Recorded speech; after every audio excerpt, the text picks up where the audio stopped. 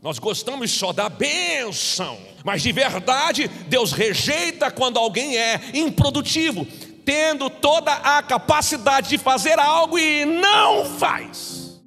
Inscreva-se em nosso canal e seja abençoado diariamente com trechos de pregações.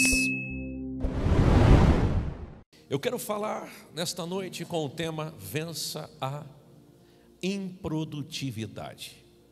Vença a improdutividade. Se há algo que Deus rejeita, é a improdutividade. A falta de responsabilidade em entender o propósito e cumpri-lo. E quando eu penso nisso, propósito, eu penso naquilo que Miles Monroe dizia: o lugar mais rico do mundo não é um banco onde as maiores fortunas estão depositadas e investidas. O lugar mais rico do mundo não é numa loja de marcas de produtos caríssimos. Também não é um país onde tem a melhor economia global. O lugar mais rico do mundo é o cemitério. Lá estão sonhos, projetos, planos, ideias que apenas foram pensados e que nunca saíram das ideias para a realidade da vida. É uma tragédia uma pessoa passar a vida inteira tendo tanto para fazer, não fazer nada e passar a vida como alguém que foi infrutífero. Entenda que Deus rejeita a falta de produtividade. A proposta de Deus é que você seja frutífero, produtivo, que você faça as coisas acontecerem na sua vida, que a sua vida dê certo. Porque se você dá certo, o nome dele é glorificado. A mais de Cristo deu certo, e a glória não é do Júnior, nem da Vitória, nem de quem está desde o começo. A glória, essas pessoas são importantes, mas a glória é exclusivamente de Deus.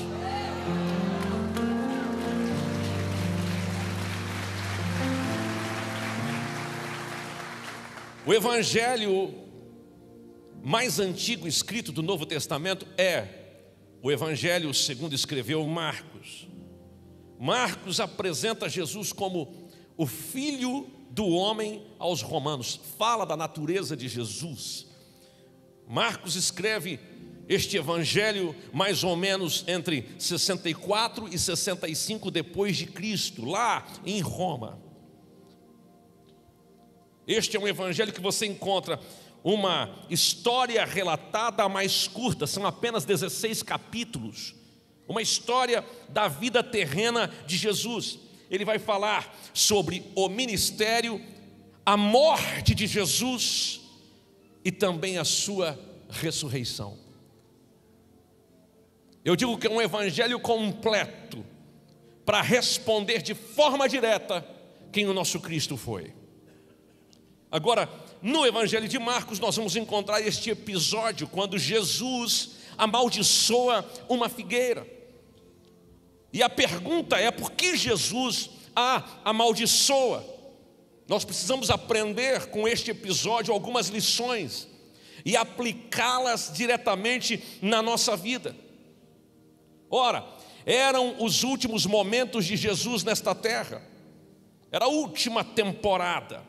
Jesus sentiu fome e foi até uma figueira para comer o fruto, mas não encontrou fruto nela, e por conta disso Jesus dá uma sentença à figueira e a amaldiçoa.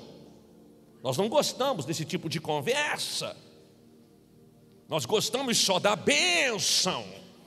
Mas de verdade, Deus rejeita quando alguém é improdutivo, tendo toda a capacidade de fazer algo e não faz. Jesus a amaldiçoa porque não viu fruto nela.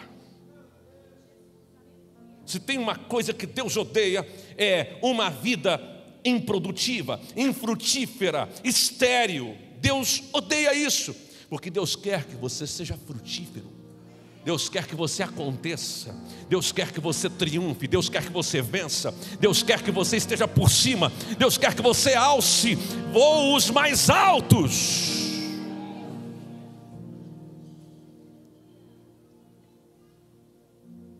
E eu quero falar aqui sobre 3 princípios para vencer a improdutividade.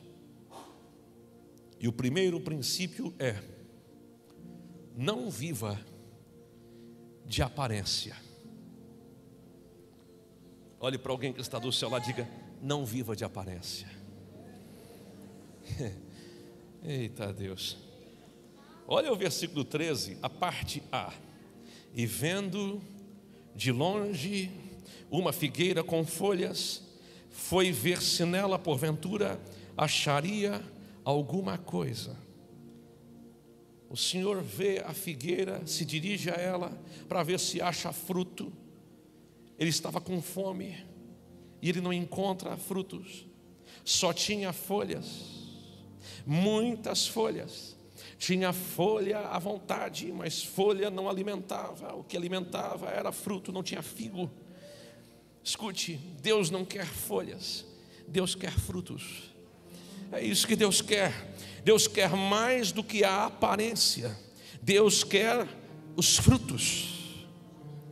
As folhas eram de figueira, o tronco da árvore era de figueira, o aspecto era de figueira. Parecia ser uma figueira frutífera, mas não tinha fruto, não tinha frutos. Às vezes é isso que a gente vê, apenas a ilusão, a fantasia, uma aparência que de verdade engana. Parece ser, mas não é. Parece ter, mas não tem. Parece possuir vida, mas quando chega perto não tem nada. É como o sino que tine ou que retine, como diz lá em 1 Coríntios capítulo 13. Só tem o som, mas não tem a unção. Só tem o jeito, mas não tem a vida. Tem o aspecto, mas não passa disso. É como a religiosidade ora a mesma coisa todo dia e faz de forma mecânica. É folha, não tem fruto. É folha, tem aparência, mas não tem fruto, não tem verdade. E Deus não quer que você viva de aparência. Deus quer que você viva de um relacionamento profundo com Ele.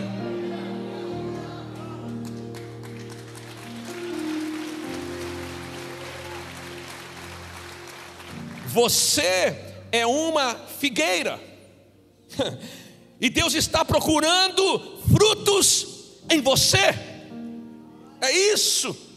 Deus quer mais do que folhas. Deus quer ver frutos na sua vida.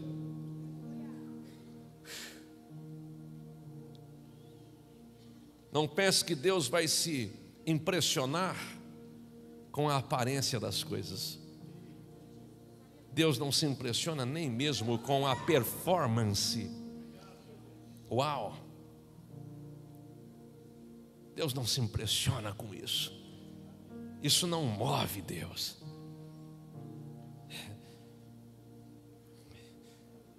Isso não mexe com o céu. A aparência não. Senhor, está aqui, Eliabe é o mais velho. É esse o rei que o Senhor está escolhendo? Não, pode passar, passa outro. E passa, e passa, e passa. E aí não restam mais, não tem mais nenhum mancebo. Não tem o Davizinho que está lá no campo, cuidando das poucas ovelhas. Não, ninguém senta sem que ele chegue. E aí Davi chega. Sabe qual é a história, o que Deus ensina para o profeta Samuel? Olha, o homem vê o exterior, mas eu, o Senhor, vejo o que está dentro. Não, a aparência não impressiona Deus. Deus está procurando fruto, Deus está procurando a vida dele dentro de você, Deus está procurando a verdade dentro de você.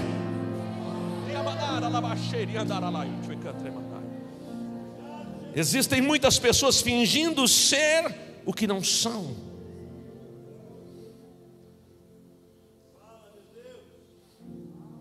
Primeiro, não viva de aparência. Segundo, não pare no tempo.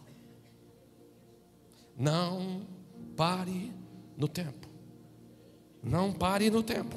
A parte B do versículo 13 diz: aproximando-se dela, nada achou senão folhas, porque não era tempo de figos.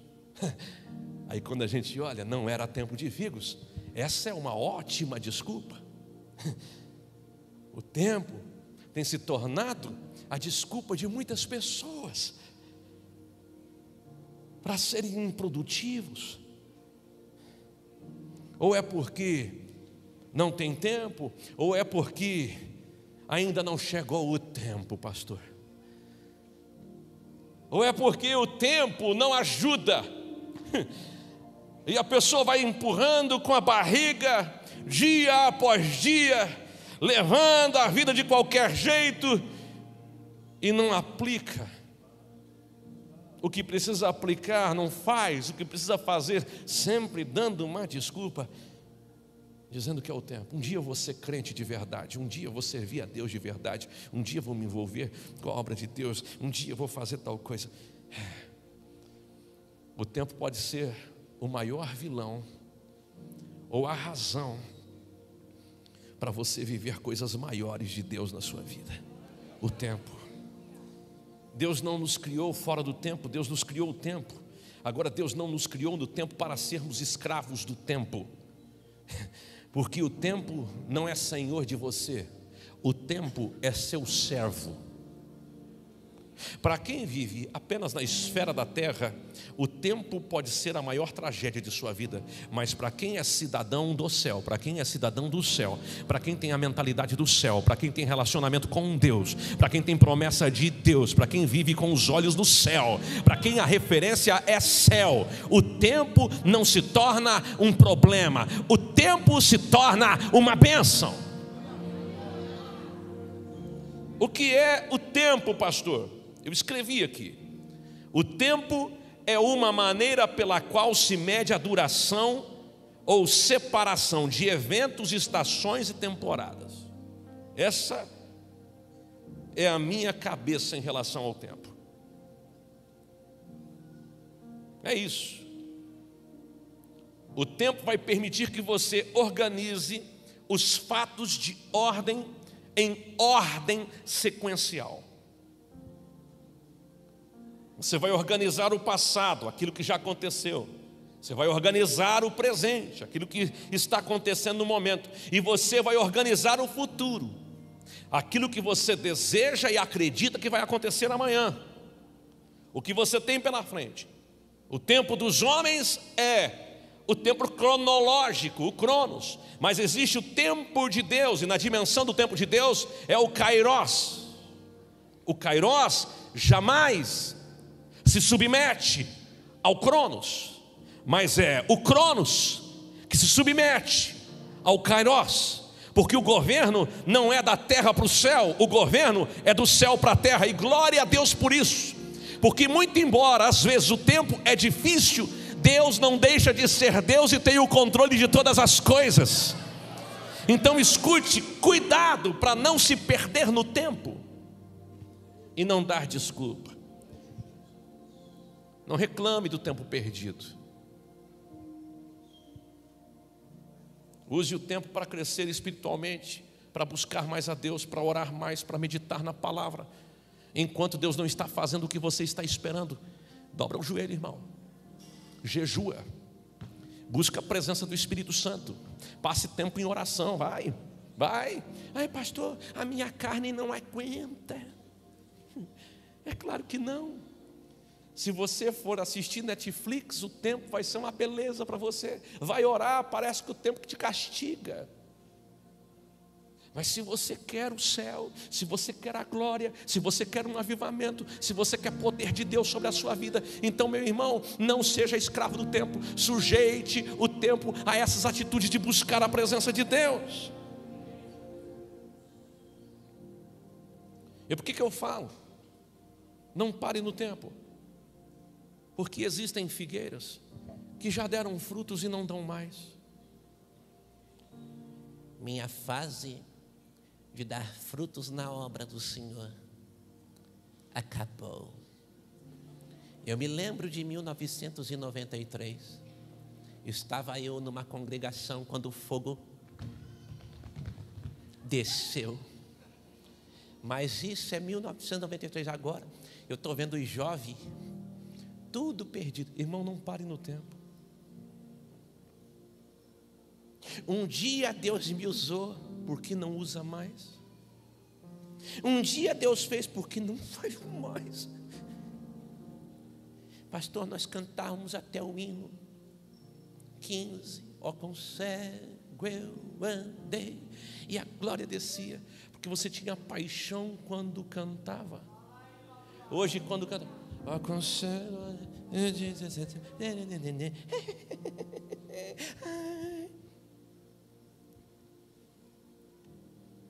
você não canta.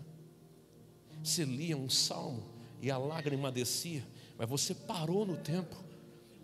E o Senhor está falando hoje, você vai remir o tempo. O tempo de dar frutos não passou.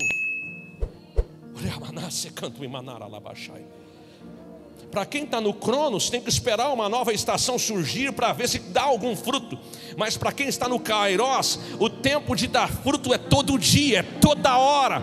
O tempo de manifestar a glória de Deus é todo dia, é toda hora.